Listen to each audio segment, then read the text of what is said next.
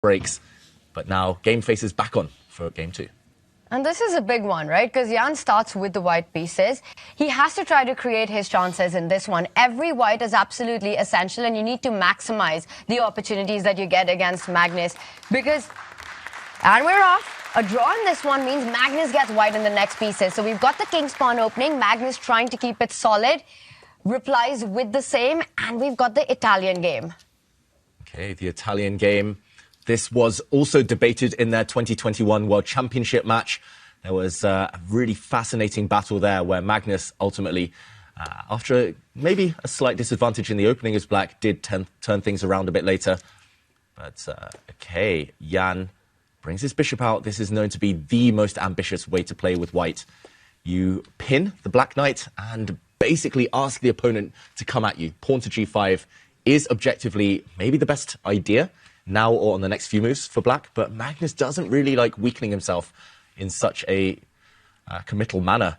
So I think great psychology, great choice by Jan Nepomniachtchi here, forcing Magnus to think early. And perhaps provoking him into those imbalances that would happen if Magnus overexpands on the king side. He denies it for right now, but also notice how he's delaying his own short castle. So he keeps the option of g5 in the air. He keeps that threat. And right now, he also wants to plant the light squared bishop to offer a trade to that Italian bishop on c4.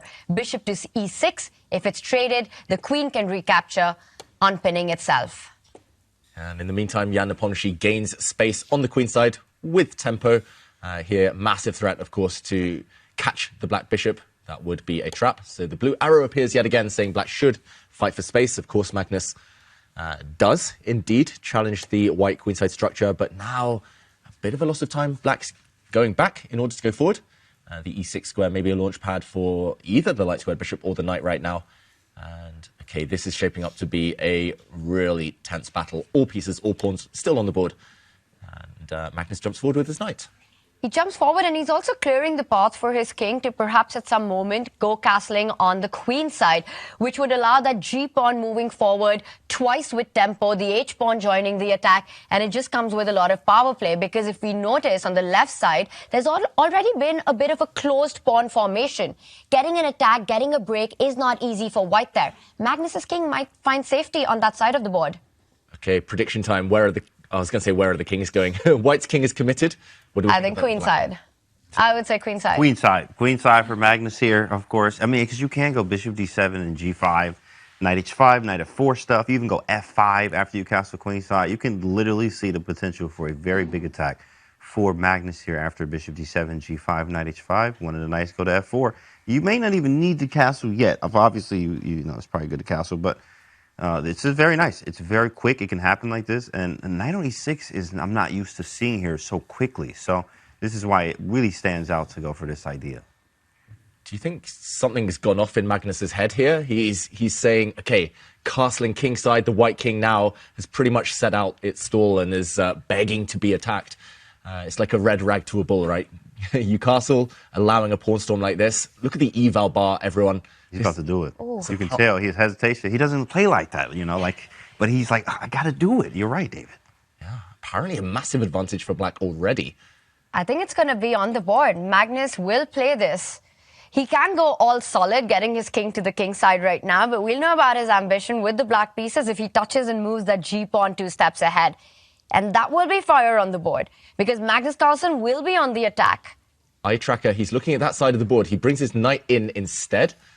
And, yeah, he's getting ready. He's not committed yet. But, okay, a flank attack incoming. The advice is to fight back in the center. That's what Jan Nepomniachtchi is trying to do. But there's no threats. Black has the e5 stronghold nicely protected. This must be it. It's now or never. Magnus, is he going to go for the pawn storm, push the g-pawn, maybe push the h-pawn? Maybe the bishop's going to come out with a pin. Hesitation. He's thinking about it. I think he's reaching for the bishop.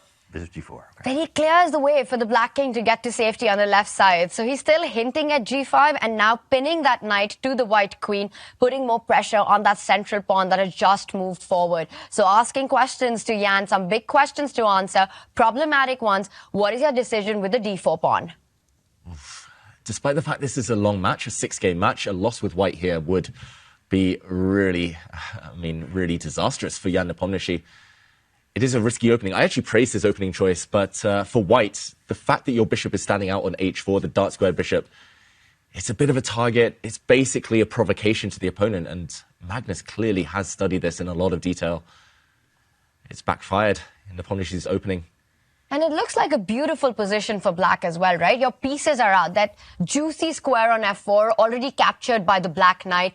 Yan, meanwhile, lays a battery on the diagonal with the bishop and the queen, eyeing the f7 pawn, saying that at least you have to calculate. If you go long castle, the f7 weakness, but it does open up files, and Magnus Carlsen doesn't care. He wants those open lines, a pawn sacrifice.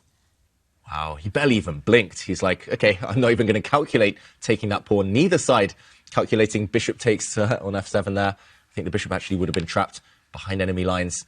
But now the pawn advances, Magnus going on the attack. This is looking very scary for white. I mean, where is the attack on Magnus's king? There are no breaks, no open lines to get to. Meanwhile, for Magnus, you can look at the other knight joining the party from h5. You're looking at the h-pawn moving forward as well. I'm not liking Jan's chances here. With the white pieces, this is not the opening outcome you want. I'm trying to figure out the best move. It might be h5. That's crazy, though. I mean, you are taking on g5, but my idea is h4. Bishop f4 takes. You can take on f7.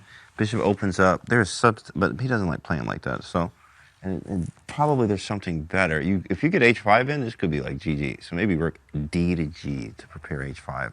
Bishop f7, rook g7, and then go h5. Yeah. Possible.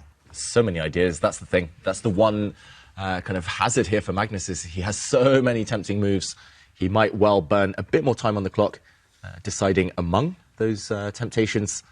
But usually when Magnus attacks, he likes to do it without too many sacrifices.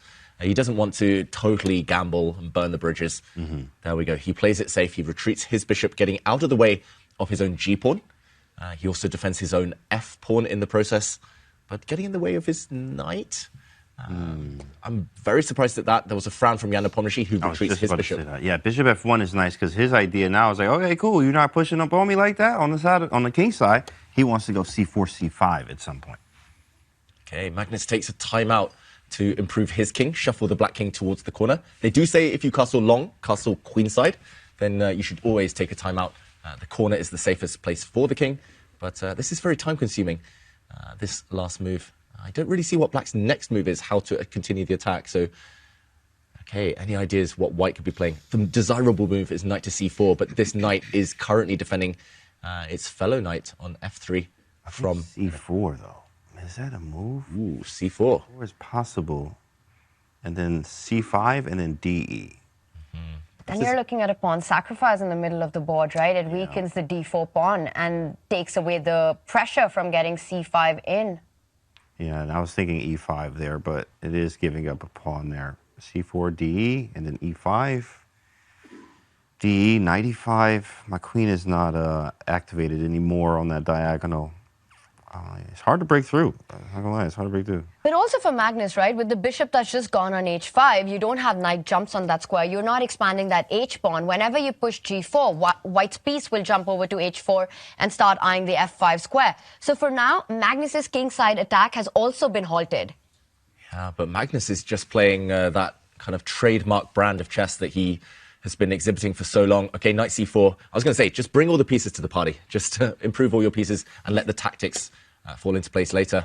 He allows bishop takes knight, and now the pawn formation on the king's side has been ruined. White has a beautiful bishop on f1, defending everything, but I can imagine a future h5, h4, forcing that bishop to capture on f4 and opening up the g line. Yeah, that would be the attacking way to do it. Magnus first pins the white knight, preventing a capture of the black bishop.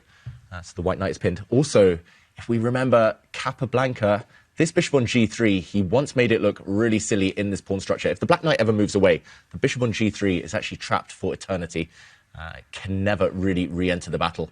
So, yeah, this is a really tense position. Black, we see, has the advantage on the eval bar, but, of course, anything could happen if the center ever explodes. Push that h-pawn. It feels like the most natural move in this position. He reaches out, he does it. It's not stopping that. h4 is coming in, forcing that opening up of the G line. And imagine once that happens and you're able to double up with your queen, you're looking at all kinds of checkmating possibilities. Oh, it does look terrifying. Jan has to shuffle his king into the corner now or on the next couple of moves. The g-file is about to blow open. And it doesn't really help. Taking this black bishop off the board, the black king is actually super safe hiding out on the a7 square no matter what. That pawn structure for black is super safe. No open lines towards the black king. Whereas for the white king, very much there will be open lines. That is a guarantee at this point. Knight to e3, given a question mark. Very understandable move. He wants to plant a knight on f5, at least stop the black queen from coming in. But maybe it's just too slow. Maybe continue with your plan, Tanya.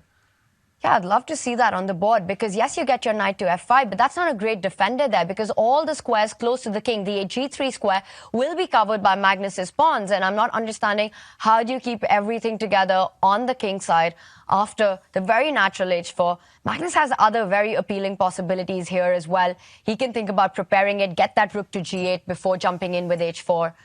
It's just very pleasant. And let's not forget, Jan loves these kind of positions to be black in. He wants to be on the attack. He wants to be on the initiative.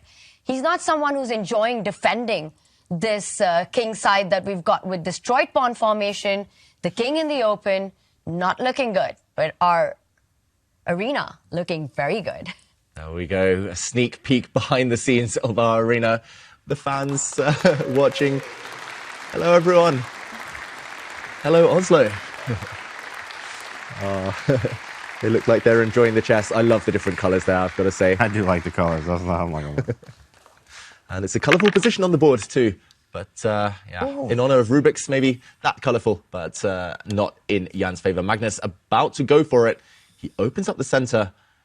This is not desirable strategically for black because white has the bishops, after all, a frown from Jan Nepomniachtchi, but there must be a concrete reason, a specific reason for Magnus choosing this. What is it? Is it due to the fact that maybe pawns will be weak? The black queen now open. A bit of a mysterious one by Magnus. Yeah, it's very interesting because it felt like the flow on the king side, James, was so easy. Just go on, open the G line, target the king. What ideas? You're the tactic Jedi here. What are the ideas that Magnus has in mind? H4? I mean, h4 is nice, though. h4. I also want to play something like knight h3, maybe a knight takes e4. Something like that is possible. So Jan has to capture on correct, on he has d4. to capture first. Why is he So thinking right now? He has to capture and then g4, h4. I think he's just so shocked at that move. It's counterintuitive to break the centre open when black had such control. But yeah, maybe it's a bit of panic. Maybe it is calculating those variations there, knight jumping in with a check, or some way of trying to trap that white dark squared bishop.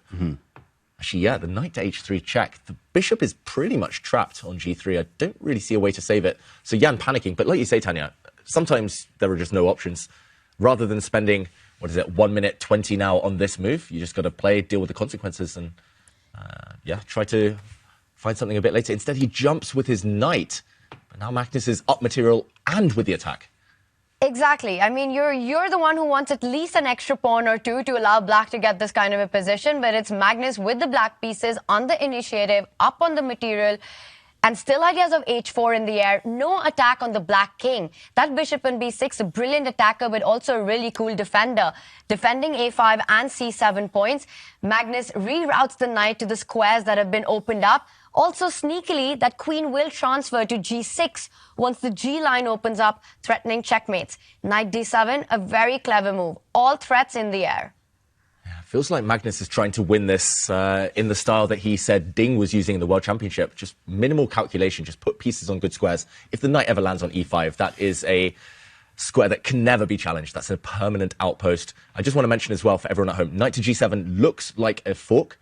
Firstly, black's just going to give up material most likely, but if you want to save your queen and your rook at the same time, you can simply move your queen forward, attacking the white queen, and if there's a trade, you recapture with the black rook, the white knight will be left looking silly on the g7 square. So not a huge threat, not a very scary idea here. And yeah, Magnus playing in his 5th consecutive CCT finals. It looks like this is just his tournament. This is just his stomping ground. He's such a big stage player, right? Finds always the ability to bring out his best, you know, under pressure, when fighting for these big moments, playing in front of the home crowd. He's been critical about his form so far, but today I think it's going to be hard even for Magnus to find fault in his play. He first tries to trade the queens off the board. You take it on Magnus's terms. The knight jumps to the center of the board. Watch out for that f3 weakness. No time to capture anything. Queen takes queen, knight takes queen. Looks extremely powerful to me. Jan ending up in this position on move 26 with the white pieces. This is turning out to be very one-sided. Yeah, then again, if Jan saves this, he'll feel like he's invincible, or he'll feel like he's back and has been given a second chance. So these next few moves are critical. It does feel like Jan's stabilized somewhat.